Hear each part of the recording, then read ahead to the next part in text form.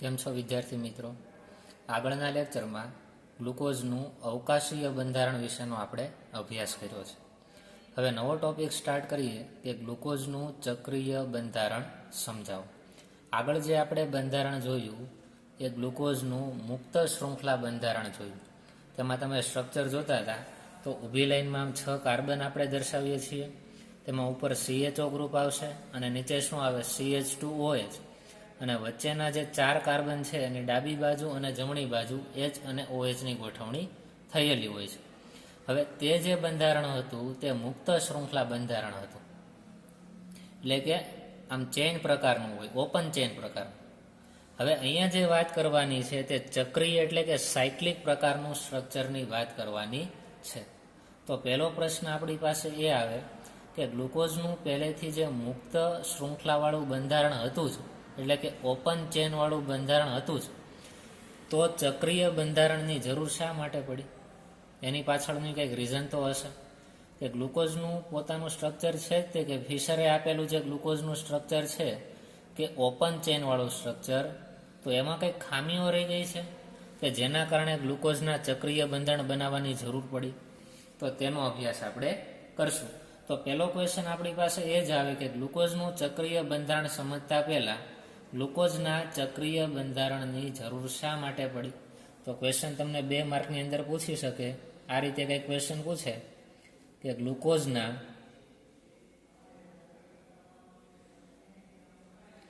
ચક્રીય બંધારણની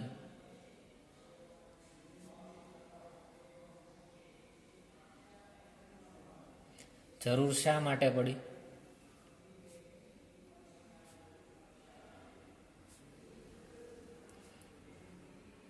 હવે ચક્રીય બંધારણની જરૂર પડે છે એનો અર્થ એમ કે ગ્લુકોઝનું આગળ જે આપણે મુક્ત શૃંખલા બંધારણ જોઈએ તેમાં કંઈક ખામીઓ હશે.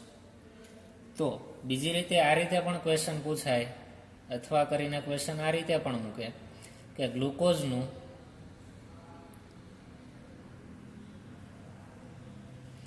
મુક્ત શૃંખલા બંધારણ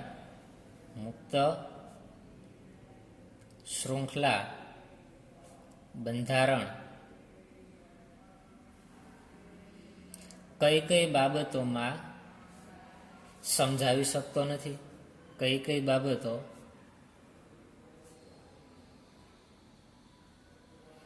સમજાવી શકતો નથી?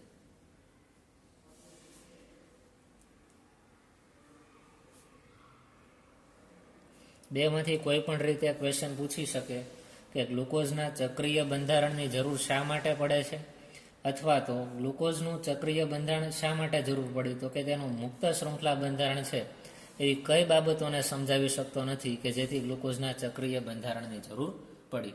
કોઈ એક બાબત ખોટી હોય તો તેના આધારે એ ખોટી બાબતને સાબિત કરવા માટે કંઈક બીજી વસ્તુની જરૂરિયાત પડે. સેમ એ રીતે જ અહીંયા સમજવાનું છે કે ગ્લુકોઝનું જે મુક્ત શૃંખલા બંધારણ છે તેમાં કંઈક ખામીઓ રહી ગઈ હશે, માટે ગ્લુકોઝના ચક્રીય બંધારણનો અભ્યાસ કરવો જરૂરી બન્યો. તો તેના માટે આપણે એક પછી એક પોઈન્ટ જોઈએ. તો ગ્લુકોઝનું તમે જે સ્ટ્રક્ચર જુઓ છો તેમાં એક આલ્ડીહાઇડ ગ્રુપ જોવા મળે છે. ગ્લુકોઝનું સ્ટ્રક્ચર જોશો તો ઉપર આપણે CHO લખીએ છીએ ને, તો ગ્લુકોઝનું જે અવકાશીય બંધારણ છે તેમાં CHO સમૂહ હોય, પરંતુ ગ્લુકોઝ એ આલ્ડીહાઇડની કેટલીક પ્રક્રિયા આપતું જ નથી. શું છે? ગ્લુકોઝની અંદર આપણે વાત કરીએ, અહીં આન્સર આપણે લખશું તો ગ્લુકોઝના અવકાશીય બંધારણમાં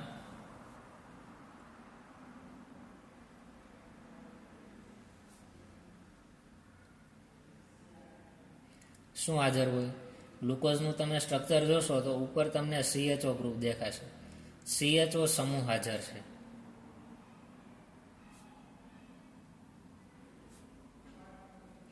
પરંતુ શું થાય છે? પરંતુ ગ્લુકોઝ એ આલ્ડીહાઇડની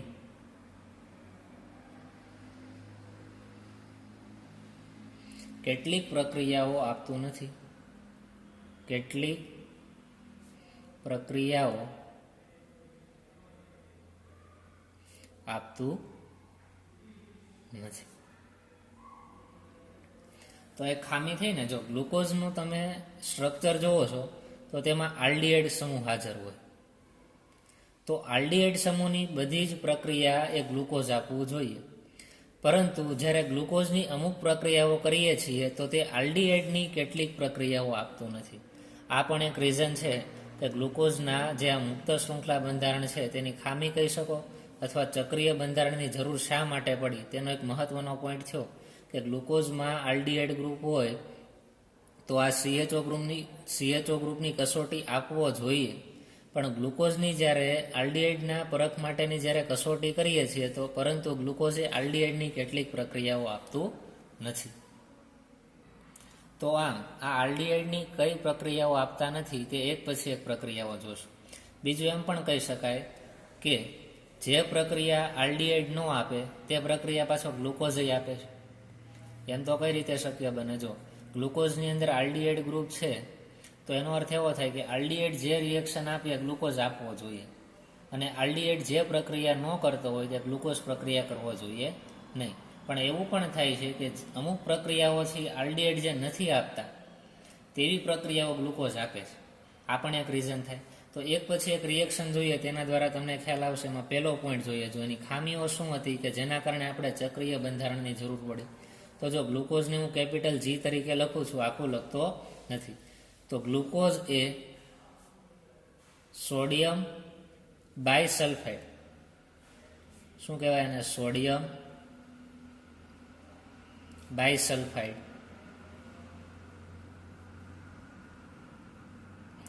સાથે યોગશીલ નિપજ બનાવતું નથી. યોગશીલ નિપજ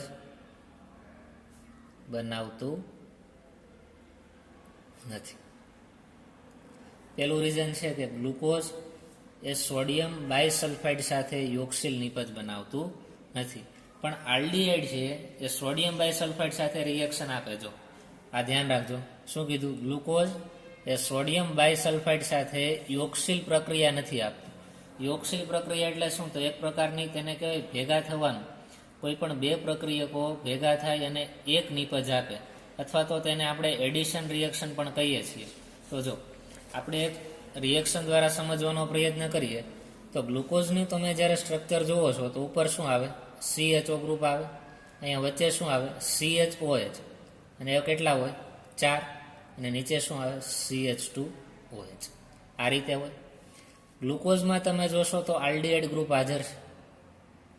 હવે એક આલ્ડીહાઇડની આપણે રિએક્શન જોઈએ. જો આલ્ડીહાઇડ ગ્રુપ લખીએ, R carbon double bond oxygen અને અહીંયા હાઇડ્રોજન. આને આપણે શું કહીશું? આલ્ડીહાઇડ સમૂહ કહેવાય. આ આલ્ડીહાઇડ છે એ સોડિયમ બાયસલ્ફાઇડ સાથે પ્રક્રિયા આપે અને નિપજ શું આપે? જો સોડિયમ બાયસલ્ફાઇડ સાથે રિએક્શન કરે અને નિપજમાં તેને જો અહીંયા કાર્બન અને ઓક્સિજન વચ્ચે ડબલ બોન્ડ છે, એમાંથી એક બોન્ડ છે એ કોના ઉપર યોજાય? ઓક્સિજન ઉપર. એટલે કે ઓક્સિજન કેવું થઈ જશે? માઇનસ. જ્યારે કાર્બન કેવો થઈ જશે? પોતે પ્લસ. તો ઓક્સિજન માઇનસ છે, અહીંયા હાઇડ્રોજન છે પ્લસ સ્વરૂપે હોય, એ હાઇડ્રોજન છે ઓક્સિજન સાથે જોડાઈને OH બનાવે. તો નિપજ કંઈક આ રીતે મળે. R સિંગલ બોન્ડ કાર્બન, અહીંયા ડબલ બોન્ડની જગ્યાએ કેટલા બોન્ડ આવી જાય? હવે સિંગલ બોન્ડ. અહીંયા શું આવી જાય? ઓક્સિજન. ઓક્સિજન ઉપર -4 છે, અહીંયાથી H પ્લસ આની સાથે જોડાય એટલે શું બને? OH બને. હવે જો કાર્બન સાથે અહીંયા હાઇડ્રોજન તો જોડાયેલો છે સિંગલ બોન્ડથી. હવે શું વધે? તો કે Na અને SO3. તો આની સાથે શું જોડાય? Na પ્લસ અને SO3 માઇનસ. આ રીતે યોગશીલ નિપજ આપે, એટલે કે એડિશન રિએક્શન આપે. કેવી કહેવાય આને? એડિશન રિએક્શન, ઉમેરવાની પ્રક્રિયા. એનો અર્થ એવો કે આલ્ડીહાઇડ છે એ સોડિયમ બાયસલ્ફાઇડ સાથે પ્રક્રિયા આપીને આ નિપજ આપે છે. પણ જ્યારે આલ્ડીહાઇડની જગ્યાએ હું ગ્લુકોઝ લઉં અને ગ્લુકોઝની સોડિયમ બાયસલ્ફાઇડ સાથે રિએક્શન કરવામાં આવે તો તે યોગશીલ પ્રક્રિયા આપતો નથી. પણ તમે જોઈ શકો છો ગ્લુકોઝની અંદર આલ્ડીહાઇડ ગ્રુપ છે ને, જો આલ્ડીહાઇડ હોય તો રિએક્શન આપવો જોઈએ. જો અહીં આલ્ડીહાઇડ છે તો રિએક્શન મળી. ગ્લુકોઝમાં આલ્ડીહાઇડ છે તો પ્રક્રિયા આપતો નથી. તો આ એક અપવાદ થઈ ગયો કે ગ્લુકોઝની અંદર આલ્ડીહાઇડ સમૂહ હોવા છતાં તે સોડિયમ હાઇડ્રોજન સલ્ફાઇડ સાથે પ્રક્રિયા આપતો નથી. આ રિએક્શન તમારે સમજ માટે છે, લખવાની જરૂર નથી. તો પહેલો પોઈન્ટ થઈ ગયો. તેના પછી આપણે બીજો પોઈન્ટ જોઈએ. બીજો પોઈન્ટ કંઈક એવો છે કે ગ્લુકોઝ છે, ગ્લુકોઝ એ સ્કીફ, આ વૈજ્ઞાનિકનું નામ છે, સ્કીફના પ્રક્રિયક, સ્કીફે જે પ્રક્રિયક આપ્યો તેને સ્કીફ પ્રક્રિયક નામ આપી દીધું. ગ્લુકોઝ એ સ્કીફના પ્રક્રિયક સાથે પ્રક્રિયા આપતું નથી. સ્કીફનો જે પ્રક્રિયક હોય તેની સાથે પણ ગ્લુકોઝ એક પણ પ્રકારની પ્રક્રિયા આપતો નથી. આ પણ એક મર્યાદા થઈ ગઈ. આમાં થાય શું, જો સ્કીફ પ્રક્રિયક છે એ રંગવિહીન હોય. કેવું હોય? રંગવિહીન. જ્યારે સ્કીફ પ્રક્રિયકની આલ્ડીહાઇડ સમૂહ સાથે પ્રક્રિયા કરવામાં આવે તો સ્કીફ પ્રક્રિયક જે રંગ વગરનું છે તે જાંબલી રંગનું બની જાય. બરોબર. જ્યારે ગ્લુકોઝની સ્કીફ પ્રક્રિયક સાથે પ્રક્રિયા કરો ત્યારે પ્રક્રિયા આપતું નથી. તો ગ્લુકોઝની અંદર પણ આલ્ડીહાઇડ ગ્રુપ છે જ તે. તો જુઓ તો આલ્ડીહાઇડની જે પરખ કસોટી છે એમાં શું કીધું છે કે કોઈ પણ આલ્ડીહાઇડ ગ્રુપ ધરાવતો હોય એટલે કે CHO ગ્રુપ હોય તેની સ્કીફ પ્રક્રિયક સાથે જ્યારે પ્રક્રિયા કરાવવામાં આવે ત્યારે આ સ્કીફ પ્રક્રિયક છે કેવું હોય? રંગવિહીન દ્રાવણ હોય, તેમાંથી જાંબલી રંગનું બની જાય. પરંતુ જ્યારે ગ્લુકોઝની આલ્ડીહાઇડ ગ્રુપની જગ્યાએ હું ખાલી ગ્લુકોઝ લઉં છું અને તેની સ્કીફ પ્રક્રિયક સાથે પ્રક્રિયા કરાવું છું તો રિએક્શનમાં જાંબલી રંગ તો મળતો નથી. જ્યારે ગ્લુકોઝની અંદર આલ્ડીહાઇડ ગ્રુપ તો હોય જ છે, તો રિએક્શન આપવો જોઈએ, છતાં આ રિએક્શન આપતો નથી. તો આ એક બીજી મર્યાદા થઈ ગઈ કે ગ્લુકોઝનું મુક્ત શૃંખલા બંધારણમાં અમુક આવી મર્યાદાઓ લાગુ પડે છે. પછી તેના પછીની ત્રીજી મર્યાદા જોઈએ. જો આલ્ડીહાઇડની વાત કરીએ, કોઈ પણ આલ્ડીહાઇડ હોય તેમાં મ્યુટારોટેશન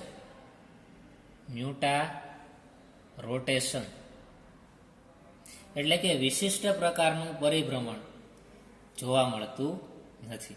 બરાબર. આલ્ડીહાઇડ મ્યુટારોટેશન દર્શાવતું નથી. પણ જ્યારે ગ્લુકોઝની વાત કરવામાં આવે, જ્યારે ગ્લુકોઝ એ મ્યુટારોટેશન દર્શાવે છે.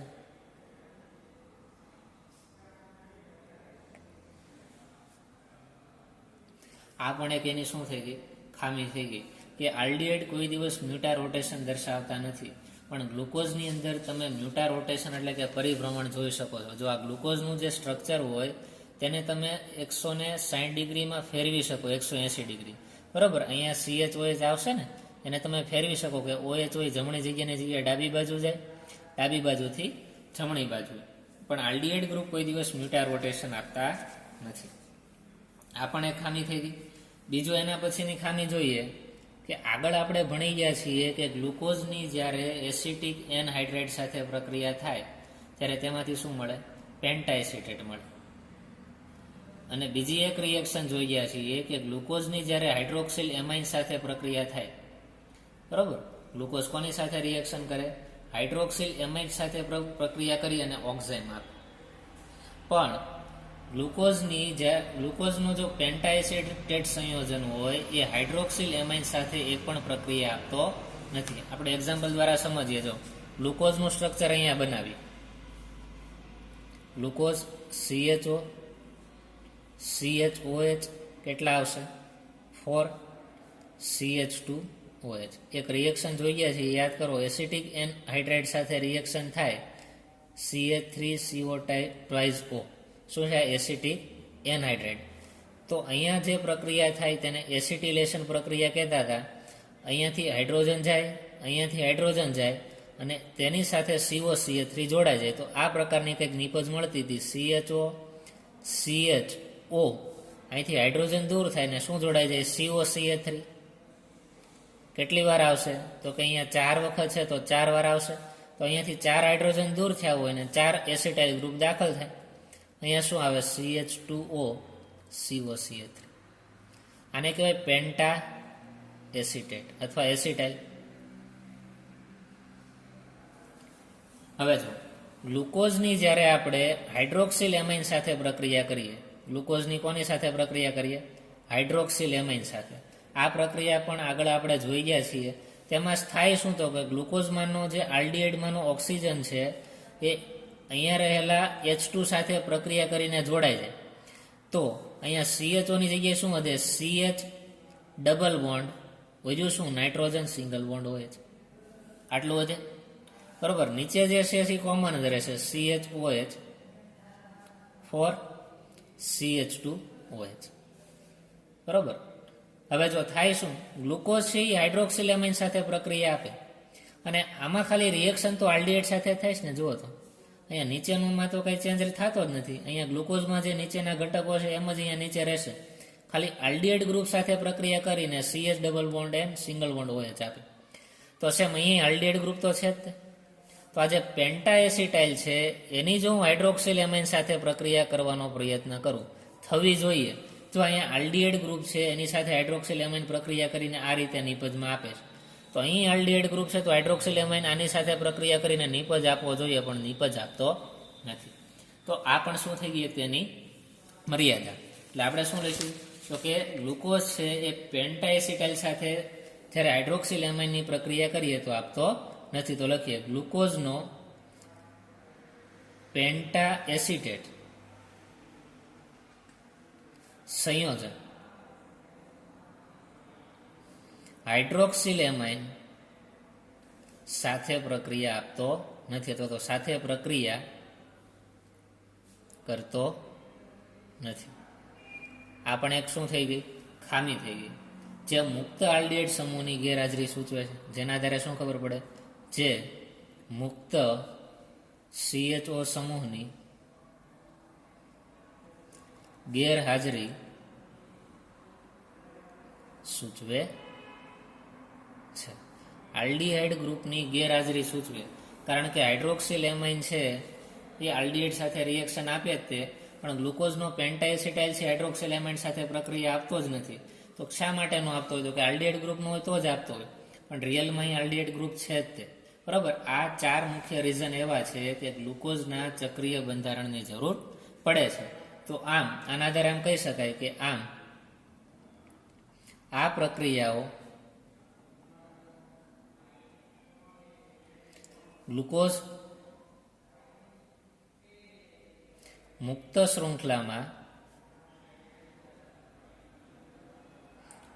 શૃંખલાવાળા બંધારણ વિશે શંકા ઉત્પન્ન કરે. હવે જો ગ્લુકોઝના સ્ટ્રક્ચરમાં શંકા ઉત્પન્ન થાય, કારણ શું? તો કે આ જે 4 રિએક્શન છે આલ્ડીહાઇડ સાથે તો આપવાના છે, પણ ગ્લુકોઝ સાથે આપતા નથી, જેના કારણે ગ્લુકોઝનું જે મુક્ત શૃંખલા બંધારણ છે તેમાં શું થાય? શંકા ઉત્પન્ન થાય કે આ 100% સાચું નહીં હોય. એના કારણે એટલે કે આથી ગ્લુકોઝના કયા બંધારણની જરૂર પડે છે? તો કે ચક્રીય બંધારણની જરૂર પડે. તો એટલા રીઝન તમે લખો તો આ ક્વેશ્ચન તમારા માટે, આ તો આખો મેઇન ક્વેશ્ચન હશે કે ગ્લુકોઝનું ચક્રીય બંધારણ સમજાવો, આપણે સમજવાનો છે. અહીંયા જે આ 2 ક્વેશ્ચન થયા અથવા વાળો ગ્લુકોઝના ચક્રીય બંધારણની શા માટે જરૂર પડી, 2 માર્કનો ક્વેશ્ચન પૂછાઈ શકે. તો એટલા પોઈન્ટ તમે લખો. બરોબર. આ 4 પોઈન્ટ લખવાના છે.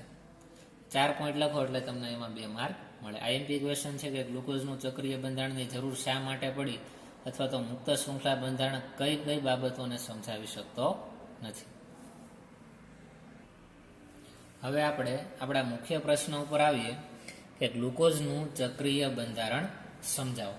તો જો ગ્લુકોઝનું ચક્રીય બંધારણ સમજવાની જરૂર શા માટે પડી, તો આપણે એમ લખી શકીએ કે પહેલો પોઈન્ટ લખો હોય તો તમે લખી શકો કે ગ્લુકોઝનું જે મુક્ત શૃંખલા બંધારણ છે તે કેટલીક બાબતોને સમજાવી શકતું નથી. આ પરથી આપણે ગ્લુકોઝના ચક્રીય બંધારણ વિશેનો ખ્યાલ ઉત્પન્ન થયો હતો. અમુક બાબતો વિશે ગ્લુકોઝનું મુક્ત શૃંખલા બંધારણ સમજાવી ન શકતો હોવાના કારણે ગ્લુકોઝના ચક્રીય બંધારણની જરૂર પડી છે. એક પોઈન્ટ આમાં તમે લખી શકો. પછી પ્રયોગોના આધારે એવું નક્કી થયું કે ગ્લુકોઝનું આ જે બંધારણ છે તે 2 અવકાશીય રૂપોમાં અસ્તિત્વ ધરાવતું હોય. તો આપણે એક પોઈન્ટ લખીએ કે પ્રાયોગિક પરિણામોના આધારે નક્કી થયું કે ગ્લુકોઝ બે અવકાશીય રૂપોમાં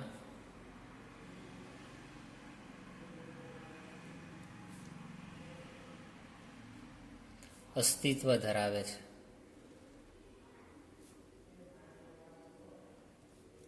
ગ્લુકોઝ છે તેના બે અવકાશીય રૂપો છે એવું પ્રયોગોના આધારે નક્કી થયું. તે અવકાશીય રૂપો ક્યાં ક્યાં છે તે આપણે જોઈએ. જો ગ્લુકોઝના બે અવકાશીય રૂપો જોવા મળશે. ગ્લુકોઝના બે અવકાશીય રૂપો જોવા મળશે. તેમાં પહેલું હશે તે છે આલ્ફા ગ્લુકોઝ.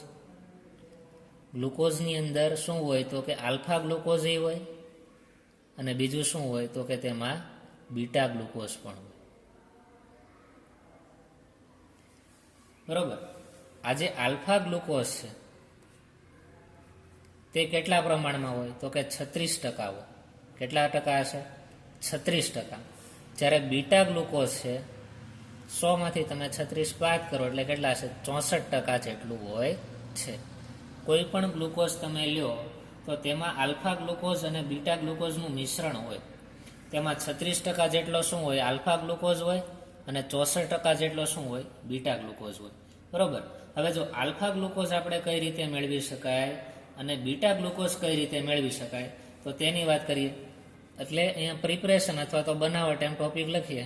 આલ્ફા ગ્લુકોઝ કઈ રીતે મેળવી શકાય તો કે 303 કેલ્વિન જેટલા તાપમાને એસિટિક એસિડ ના દ્રાવણમાંથી સ્ફટિકીકરણ કરીને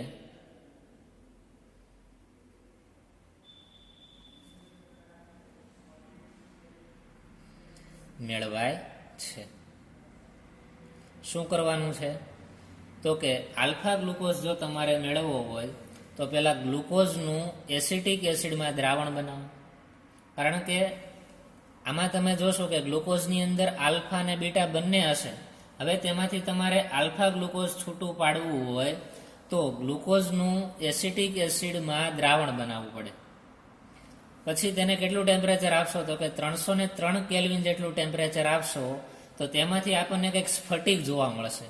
અને આ સ્ફટિકને તમે ગાળણ પ્રક્રિયાથી છૂટા પાડી દેશો અને જે સ્ફટિક હોય તેને આપણે શું કહેશું? આલ્ફા ગ્લુકોઝ તરીકે ઓળખવામાં આવે છે. હવે જો 303 કેલ્વિન એટલે કે નિયર અબાઉટ કેટલું તો કે રૂમ ટેમ્પરેચર થાય, એનાથી વધારે થવાનું નથી. 30 ડિગ્રી સેન્ટીગ્રેડ આસપાસની વાત છે. 300 કેલ્વિન અથવા તો તમે શું લખશો? 30 ડિગ્રી સેન્ટીગ્રેડ આ રિએક્શન થાય, કેમ કે આ રૂમ ટેમ્પરેચરે થાય. તો 273 એટલે આપણે શું બોલીએ? 0. બરોબર. 303 છે એટલે કે નિયર અબાઉટ કેટલું થઈ જશે? 30 ડિગ્રી સેન્ટીગ્રેડ જેટલું ટેમ્પરેચર થશે. ત્યારબાદ આપણે બીટા ગ્લુકોઝ કે જેનું 64% જેટલું પ્રમાણ હોય તે કઈ રીતે બનાવી શકાય તો કે બીટા ગ્લુકોઝ બનાવવા માટે કેટલા ટેમ્પરેચરની જરૂર પડે છે તો કે 371 કેલ્વિન જેટલું તાપમાને 371 કેલ્વિન જેટલા તાપમાને અહીંયા એસિટિક એસિડ હતું, અહીંયા શું આવશે? પિરિડીન આવશે. પિરિડીનમાંથી શું કરીને તો કે સ્ફટિકીકરણ કરીને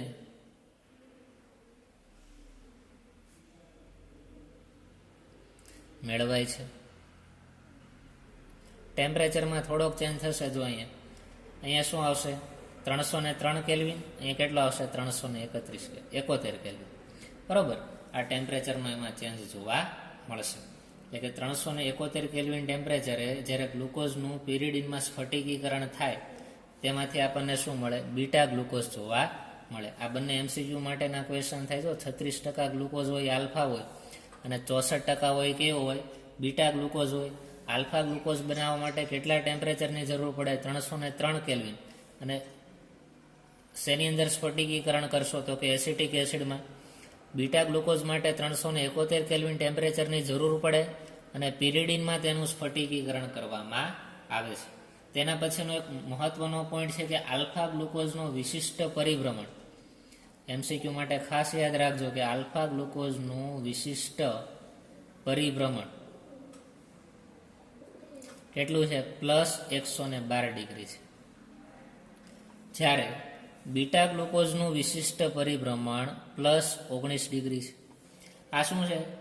તો કે જ્યારે આલ્ફા ગ્લુકોઝને આપણે પોલારીમીટર સાધનમાં નાખીએ છીએ ત્યારે તેમાં થતું વિશિષ્ટ પરિભ્રમણ છે, અથવા તો વિશિષ્ટ પરિભ્રમણ માટેનું સૂત્ર આવે તેના ઉપરથી તમે મેળવી શકો, પણ તે સૂત્ર આપણે અહીંયા જોવાના નથી. આ બંને પોઈન્ટ એ મહત્વના છે. એમસીક્યુ માટે પૂછાઈ શકે કે આલ્ફા ગ્લુકોઝનો વિશિષ્ટ પરિભ્રમણાંક કેટલો અને બીટા ગ્લુકોઝનો વિશિષ્ટ પરિભ્રમણાંક કેટલો છે.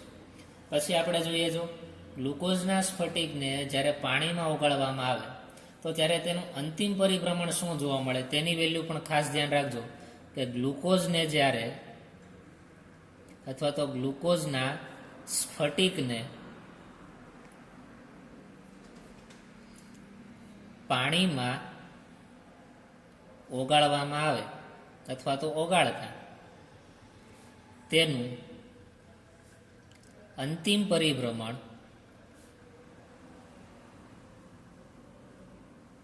કેટલું થાય છે? +52.5 ડિગ્રી થાય. એનો અર્થ એવો થાય કે જો આલ્ફા ગ્લુકોઝ હોય, બરાબર, તેને પાણીમાં ઓગાળવામાં આવે તો તેનું વિશિષ્ટ પરિભ્રમણ છે એ +112 ડિગ્રીથી ઘટીને કેટલું થાય? 52.5 ડિગ્રી થાય. અને એવી જ રીતે બીટા ગ્લુકોઝનું જ્યારે પાણીની અંદર ઓગાળવામાં આવે ત્યારે તેનો વિશિષ્ટ પરિભ્રમણ +19થી વધીને કેટલો થાય? +52 થાય. એટલે ખાસ ધ્યાન રાખવાનું, બંને રીતે પૂછાઈ શકે કે બીટા ગ્લુકોઝને જ્યારે પાણીમાં ઓગાળવામાં આવે તો તેના વિશિષ્ટ પરિભ્રમણાંકમાં શું ફેરફાર થાય? તો શું કહેશો? +19થી +52 જેટલો વધારો. +19 હતા, કેટલો થઈ ગયો? +52, એટલે કે વધારો છે. આલ્ફા ગ્લુકોઝમાં +112 ડિગ્રી હતા, એથી ઘટીને કેટલા થઈ ગયા? +52 ડિગ્રી થશે. તો આ બાબત તમને ખાસ ખબર હોવી જોઈએ. હવે જો આના પછી જે તમારે સમજવાનું છે તે આપણે એક સમજી લઈએ, પછી આપણે સ્ટાર્ટ કરીએ. હેમી એસિટાલ કોને કહેવાય તે પહેલા આપણે સમજી લઈએ. શું સમજવાનું છે? હેમી એસિટાલ એટલે શું? હેમી એસિટાલ આ બુકમાં તમે સાઈડમાં લખજો કે હેમી એસિટાલ એટલે શું થાય છે. હવે આપણે અહીંયા શું કરશું તો કે ગ્લુકોઝની અંદર એક તો શું હોય? આલ્ડીહાઇડ ગ્રુપ રહેલો હોય. તો અહીંયા હું આલ્ડીહાઇડ ગ્રુપ દર્શાવું છું. જો આ શું થઈ ગયો? Aldehyde group. આલ્ડીહાઇડ ગ્રુપની જ્યારે આલ્કોહોલ સાથે પ્રક્રિયા થાય, અહીંયા R-OH લઈ લઉં છું. આલ્ડીહાઇડ ગ્રુપની કોની સાથે પ્રક્રિયા થાય? આલ્કોહોલ સાથે જ્યારે પ્રક્રિયા થાય ત્યારે શું થાય? જો આ જે આલ્કોહોલ છે તેની પાસે શું હોય તો કે 2 લોન પેર હોય. હવે કાર્બન અને ઓક્સિજનમાં વિદ્યુત ઋણતા ઓક્સિજનની વધારે હોય, એટલે કે ડબલ બોન્ડમાંથી આ જે પાઈ બોન્ડ હોય એ ઓક્સિજન ઉપર આવે, એટલે કે ઓક્સિજન આંશિક કેવો થઈ જાય? ઋણ. અને કાર્બન આંશિક કેવો થઈ જાય? ધન. હવે જુઓ તો થાય શું તો જોઈએ. અહીંયા શું થશે? R કાર્બન, આ ડબલ બોન્ડ છે એની જગ્યાએ કેટલા બોન્ડ આવી જશે? Single bond. અને તેની સાથે શું જોડાયેલું છે? ઓક્સિજન.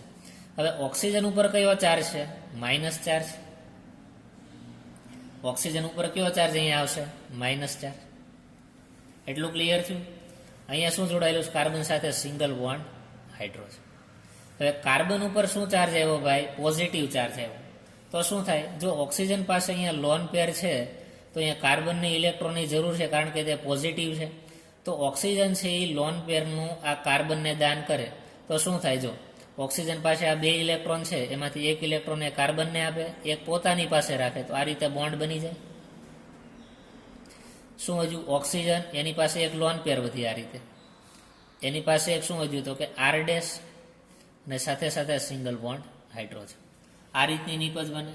હવે થાય શું? જો ઓક્સિજન અને હાઇડ્રોજનની વાત કરીએ તો આખો બોન્ડ છે એ કોના ઉપર આવી જાય તો કે ઓક્સિજન ઉપર આવી જાય. અને અહીંયાથી જે હાઇડ્રોજન મુક્ત થાય કયા સ્વરૂપે મુક્ત થાય તો કે H+ સ્વરૂપે અહીંયાથી હાઇડ્રોજન બહાર નીકળે. જ્યારે અહીંયા ઓક્સિજન ઉપર કેવો ચાર્જ છે? નેગેટિવ. તો આ H+ છે ઓક્સિજન ઉપર આવી જાય. તો નિપજ કંઈક આપણને આ રીતે મળશે કે જો R carbon single bond, oxygen સાથે હાઇડ્રોજન જોડાઈ ગયો એટલે OH થઈ જશે. આ કાર્બન સાથે હાઇડ્રોજન જોડાયેલો છે એટલે અહીંયા CH લખું છું. નીચે શું વધ્યું તો કે ઓક્સિજન, અહીં એક લોન પેર છે અહીંયા લખી નાખશું. આ ઇલેક્ટ્રોન યુગમાં આખો ઓક્સિજન ઉપર આવે એટલે બીજી અહીંયા લોન પેર થાય. હાઇડ્રોજન તો H+ સ્વરૂપે મુક્ત થયો, જે ઓક્સિજન સાથે જોડાઈ ગયું આપણે લખી નાખ્યું. અહીંયા શું વધે? R- વધે. આ જે આખી રિએક્શન છે કે જેમાં આલ્ડીહાઇડ ગ્રુપ આલ્કોહોલ સાથે પ્રક્રિયા કરે અને શું બનાવે, આને આપણે હેમી એસિટાલ કહેશું. શું કહેવાય? Hemi acetal. હવે આ તમે રિએક્શન ખાસ સમજમાં લેજો, કારણ કે ગ્લુકોઝનું જે મુક્ત શૃંખલા બંધારણ છે તેમાંથી આપણે ચક્રીય બંધારણ બનાવવું હોય તો આ હેમી એસિટાલ લિંકેજ કંઈક કામ આવશે. આખી રિએક્શનમાં શું થાય તો કે જ્યાં અહીંયા આલ્ડીહાઇડ ગ્રુપ છે બરોબર, તે આલ્કોહોલ ગ્રુપ સાથે પ્રક્રિયા થાય ત્યારે આ આલ્કોહોલમાંનો ઓક્સિજન છે કાર્બન સાથે જોડાય જાય. જો આ કાર્બન સાથે શું જોડાણું? આ ઓક્સિજન. જોયું, કાર્બન સાથે અહીંયા શું જોડાણું? ઓક્સિજન. અને ઓક્સિજન સાથે જોડાયેલો અહીંયા હાઇડ્રોજન એ આલ્ડીહાઇડ ગ્રુપમાંના ઓક્સિજન સાથે હાઇડ્રોજન જોડાય જાય એટલે કે OH બને. જો અહીંયા OH બની. તો આખી જે આ રિએક્શન છે તેમાંથી જે નિપજ મળે તેને આપણે હેમી એસિટાલ કહીએ છીએ. તો તમને હેમી એસિટાલ એટલે શું અને હેમી એસિટાલ કઈ રીતે બને છે એ તમને ખાસ ખ્યાલ હોવો જોઈએ. હવે આપણે આગળ વધીએ. આના ઉપરથી જ આપણે ગ્લુકોઝનું ચક્રીય બંધારણ જોવાનું છે, એટલે ખાસ ધ્યાન રાખવું. હવે જો એટલા પોઈન્ટ આપણે ક્લિયર કર્યા. હવે ગ્લુકોઝનું જે ચક્રીય બંધારણ છે તેની રજૂઆત કોણે કરી તો કે હાવર્થ અને હર્ષ નામના વૈજ્ઞાનિકે રજૂઆત કરી છે. કોણ છે? હાવર્થ અને હર્ષ. હાવર્થ અને હર્ષ નામના વૈજ્ઞાનિકે ગ્લુકોઝના ચક્રીય બંધારણનો કોન્સેપ્ટ આપ્યો અને તેનું સ્ટ્રક્ચર આપ્યું. તો તેમાં આપણે જોઈએ કે તેણે શું કીધું? તેણે પ્રાયોગિક પુરાવાના આધારે એવું સૂચવ્યું કે ગ્લુકોઝના અણુમાં પાયરાનોસ ચક્ર આવેલું હોય. પાયરાનોસ ચક્ર એટલે કેવું? તો કે 6 સભ્યવાળી રિંગ અથવા તો 6 સભ્યવાળું ચક્ર આવેલું હોય. તો એક પોઈન્ટ પહેલા લખી નાખીએ, પછી સમજવાનો પ્રયત્ન કરીએ કે હાવર્થ અને હર્ષના પ્રયોગ પ્રમાણે પ્રાયોગિક પુરાવાના આધારે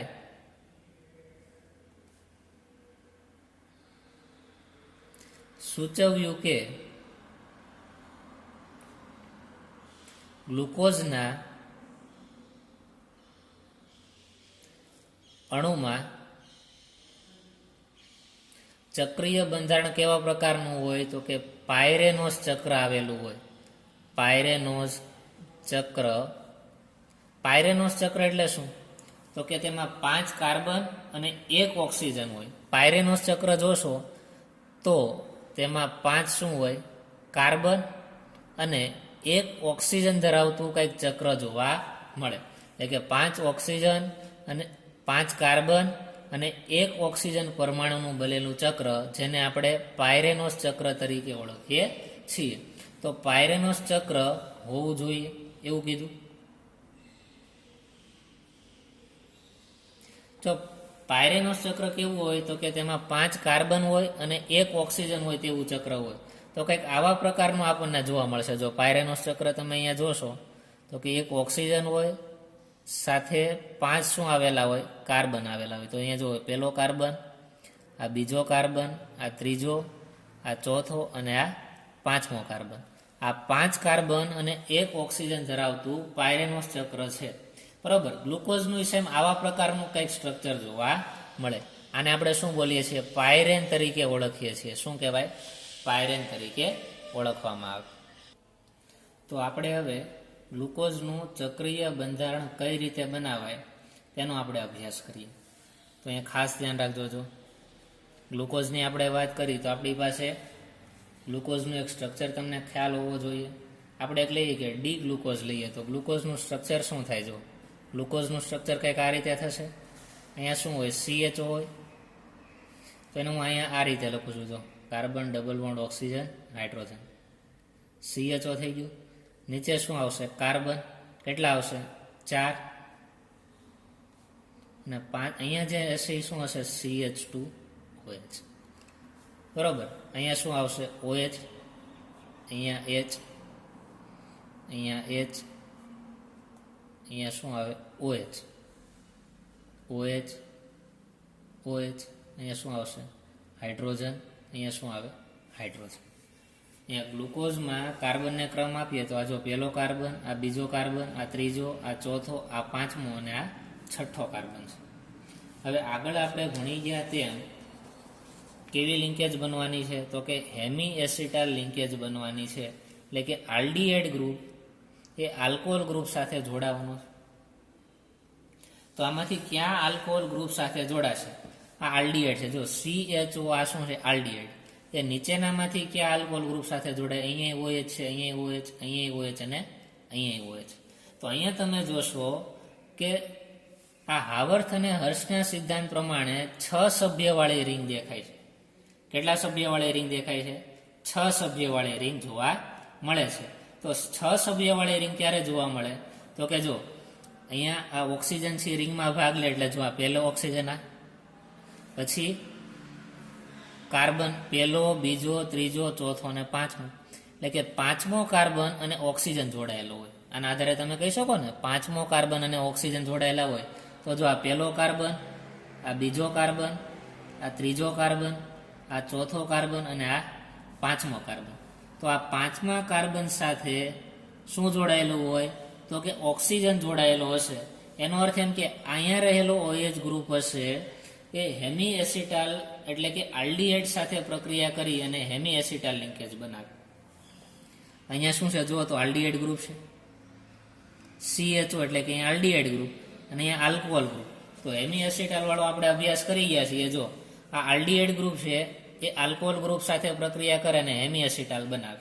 તો કઈ રીતે બનાવે અહીંયા ખાસ ધ્યાન રાખજો. જો અહીંયા ઓક્સિજન પાસે શું રહેલું હોય? તો કે લોન પેર રહેલી હશે આ રીતે, 4 ઇલેક્ટ્રોન.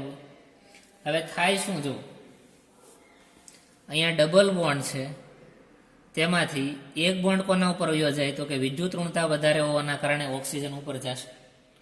હવે ઓક્સિજન પોતે કેવો થઈ જશે? તો કે નેગેટિવ ચાર્જ વાળો થશે. ઓક્સિજન કેવો થાય? પોતે નેગેટિવ ચાર્જ વાળો. બીજું એ કે આ કાર્બનનું સંકરણ કેવું છે? તો કે sp2 પ્રકારનું હોય. સિગ્મા બોન્ડ કેટલા? જુઓ તો આ કાર્બન પાસે આ પહેલો સિગ્મા બોન્ડ, આ બીજો સિગ્મા બોન્ડ અને આ ત્રીજો સિગ્મા બોન્ડ. એટલે કે ટોટલ 3 કક્ષકોના સંકરણથી એક S અને 2 P એટલે કે sp2 સંકરણ બનાવે. અને sp2 સંકરણનો આકાર કેવો હોય? તો કે સમતલીય હોય.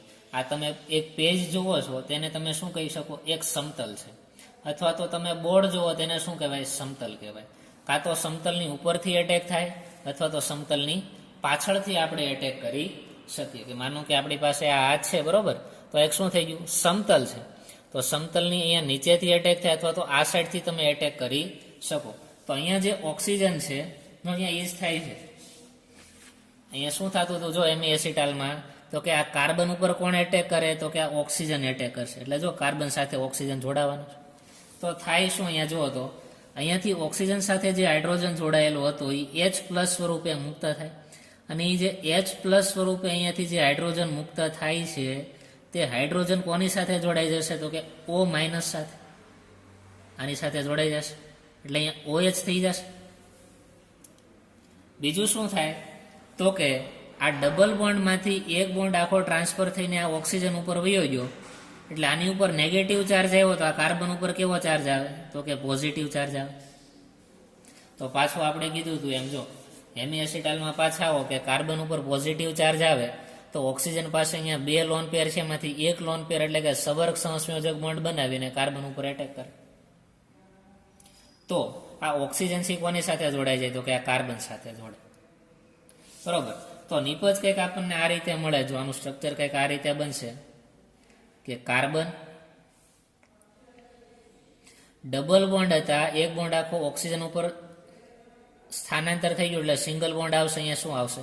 ઓક્સિજન. હવે ઓક્સિજન ઉપર નેગેટિવ ચાર્જ હતો, અહીંયાથી હાઇડ્રોજન H+ સ્વરૂપે મુક્ત થયો અને આની ઉપર આવી ગયો એટલે અહીં શું લખીશું? OH. અહીંયા હાઇડ્રોજન તો એમનું છે જ તે. હવે શું થાય? જુઓ તો અહીંયા કાર્બન છે તેની સાથે જોડાયેલો ઓક્સિજન, આની પાસે લોન પેર હોય ને, આ પહેલી લોન પેર, આ બીજી લોન પેર. આ કાર્બન પોતે પોઝિટિવ છે એટલે કે અહીંયા ઓક્સિજનની જે લોન પેર છે એમાંથી એક ઇલેક્ટ્રોન આ કાર્બનને આપી દે તો એક ઇલેક્ટ્રોન હું અહીંયા લખું છું. અને ઓક્સિજન એક ઇલેક્ટ્રોન પોતાની પાસે રાખે તો અહીંયા નીચે પહેલાં હું કાર્બન લખી નાખું. કેટલા છે? બીજો કાર્બન, આ ત્રીજો કાર્બન, આ ચોથો કાર્બન અને આ પાંચમો કાર્બન. હવે પાંચમા કાર્બન સાથે શું જોડાયેલું છે? જુઓ તો ઓક્સિજન.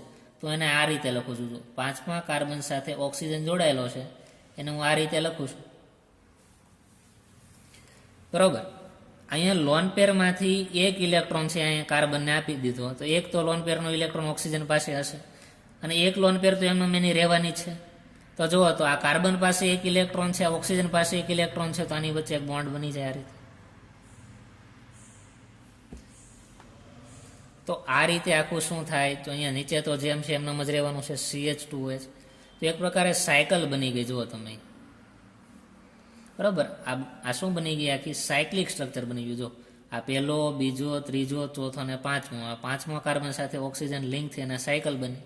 આ જ છે અહીંયા જો ઓક્સિજન, તો અહીંયા ઓક્સિજન પહેલો કાર્બન, બીજો, ત્રીજો, ચોથો અને પાંચમો. આ પાંચમો કાર્બન એ ઓક્સિજન સાથે જોડાયેલો છે, આ પહેલો કાર્બન એ ઓક્સિજન સાથે જોડાયેલો છે. તો જો આ પહેલો કાર્બન, આ બીજો કાર્બન, આ ત્રીજો, આ ચોથો અને આ પાંચમો. આ પહેલો કાર્બન એ ઓક્સિજન સાથે જોડાયેલો છે, આ પાંચમો કાર્બન એ ઓક્સિજન સાથે જોડાયેલો છે. બીજું બધું એમ નંબર રહેશે. જો અહીંયા જમણી બાજુ OH, અહીંયા H, અહીંયા OH, બરાબર. ડાબી બાજુ અહીંયા શું આવશે, H, OH, H, H. તો આ જે આખું સ્ટ્રક્ચર બન્યું તે કેવું બન્યું, તો કે આને કહેવાય, આ શું છે, જો ગ્લુકોઝ છે, આ શું હતો D પ્લસ ગ્લુકોઝ. આ જે સૂત્ર મળ્યું તે હાવર્થનું પ્રક્ષેપ અથવા તો ચક્રીય ચક્ર છે. એમાં પ્રથમ કાર્બનની જો જમણી બાજુ OH ગ્રુપ જોવા મળે તો તેને આલ્ફા ગ્લુકોઝ કહેવાય. કેવો કહેવાય, આલ્ફા. તો આ નામની આગળ આલ્ફા લાગી જાય. બીજું એમ હતું એમનું આલ્ફા D પ્લસ ગ્લુકોઝ. શું બોલાય, આલ્ફા D પ્લસ ગ્લુકોઝ. હવે આને ને આને આપણે ચક્રીય સ્વરૂપે દર્શાવવાનો પ્રયત્ન કરીએ. તો જુઓ તો આખા ચક્રની અંદર શું હોય, તો કે 1, 2, 3, 4, 5 પાંચ કાર્બન અને એક ઓક્સિજન, એનું એક શું બન્યું છે, અહીંયા એક ચક્ર બન્યું છે. તો એક અહીંયા રીતે ચક્ર બનાવવું. જો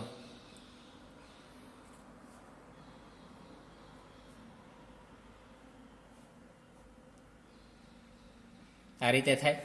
જો ઓક્સિજન, આ પહેલો કાર્બન, આ શું થશે, પહેલો કાર્બન, આ કેટલામો કાર્બન, બીજો કાર્બન, આ કેટલામો કાર્બન, ત્રીજો કાર્બન, આ કેટલામો કાર્બન થઈ ગયો, તો કે આ કાર્બન છે ચોથો કાર્બન છે. આ કાર્બન કેટલામો છે, તો કે પાંચમો કાર્બન છે, બરાબર. એટલે કે પહેલા કાર્બન સાથે ઓક્સિજન જોડાયેલો છે. જો પહેલા કાર્બન સાથે ઓક્સિજન જોડાયેલો છે અને આ પાંચમા કાર્બન સાથે ઓક્સિજન જોડાયેલો છે.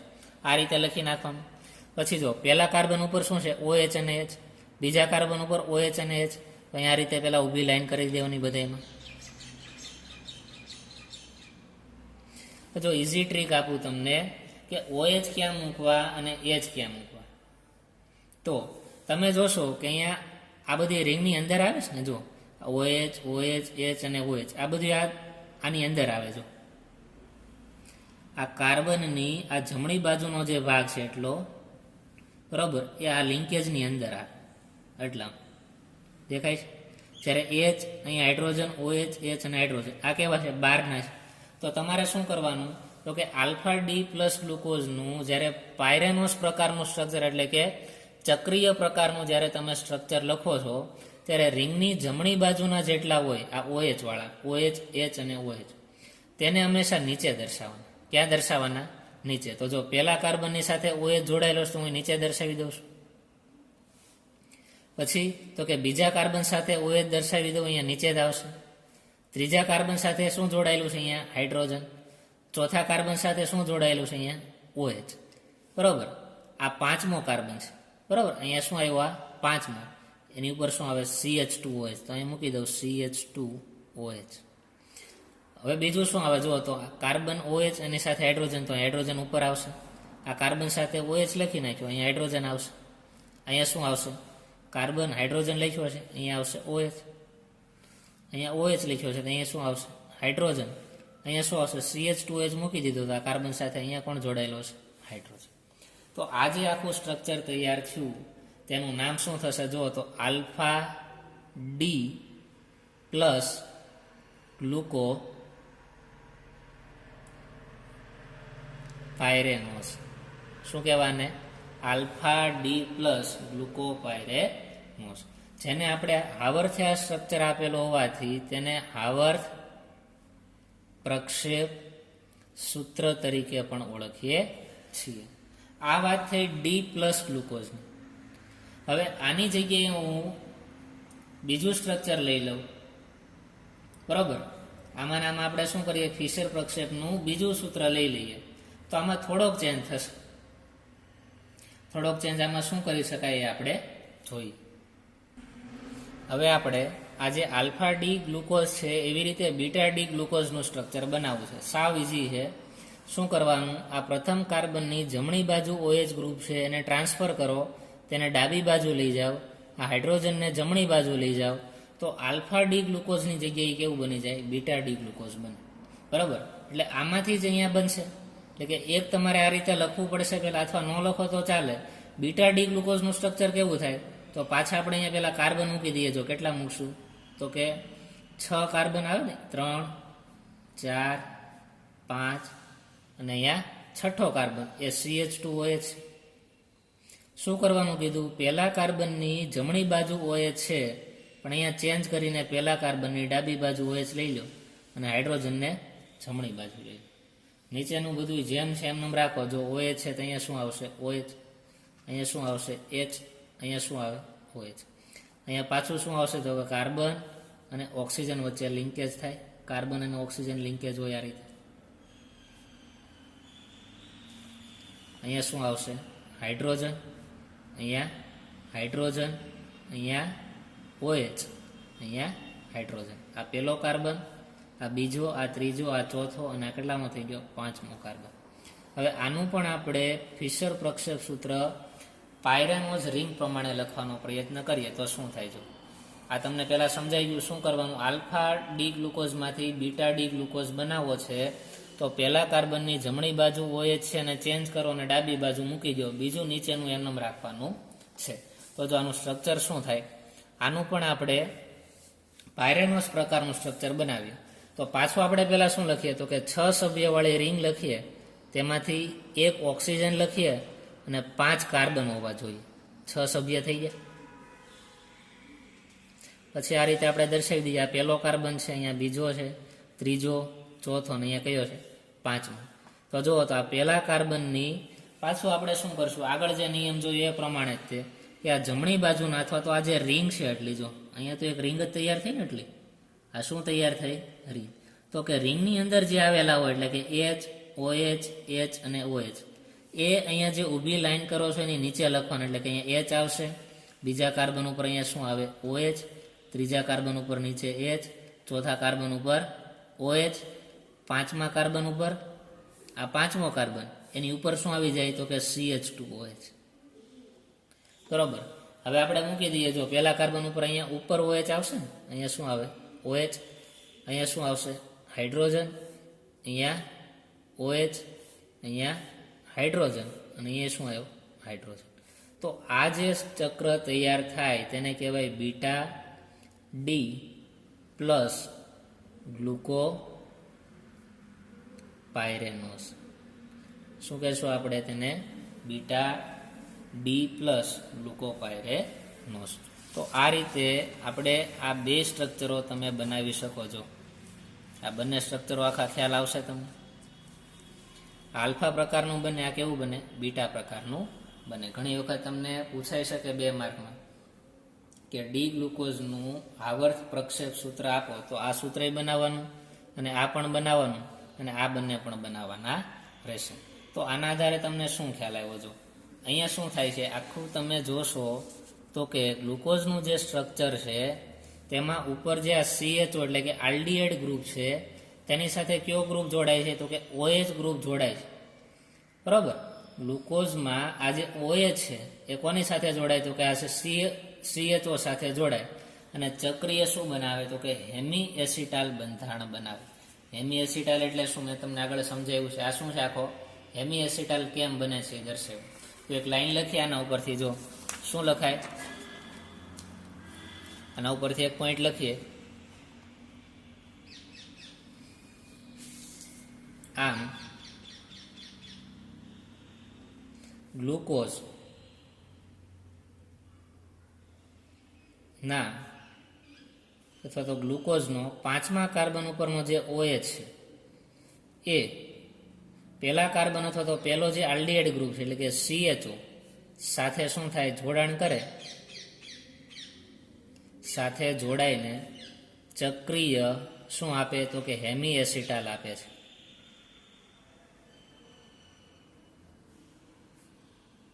અથવા તો હેમી એસિટાલ બંધારણ બનાવે છે. કેવું બંધારણ બનાવે? તેને આપણે હેમી એસિટાલ બંધારણ તરીકે ઓળખશું. એના પછીનો એક પોઈન્ટ લખી નાખીએ. એવું શોધાયું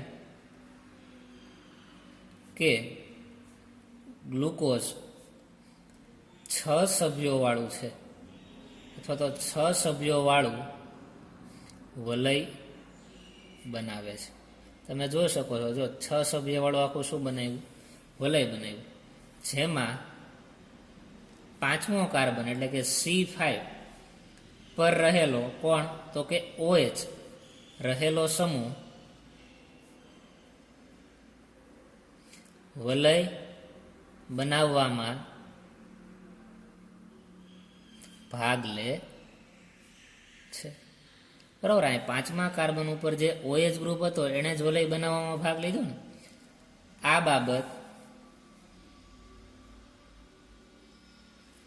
આલ્ડીહાઇડ સમૂહની ગેરહાજરી સમજાવે છે.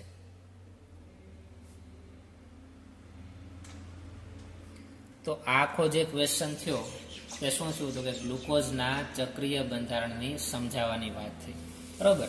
આખો ક્વેશ્ચન અહીંયા આપણે કમ્પ્લીટ કર્યો કે ગ્લુકોઝનું ચક્રીય બંધારણ સમજાવો. તો આ બંને MCQ માટે ખાસ મહત્વના છે. બરોબર. MCQ પૂછાય કેમ કે એમાં 4 માર્કના તો MCQ છે. એટલે નાની નાની બાબત, નાની નાની વેલ્યુ બધું તમારે ખાસ યાદ રાખવાનું રહેશે.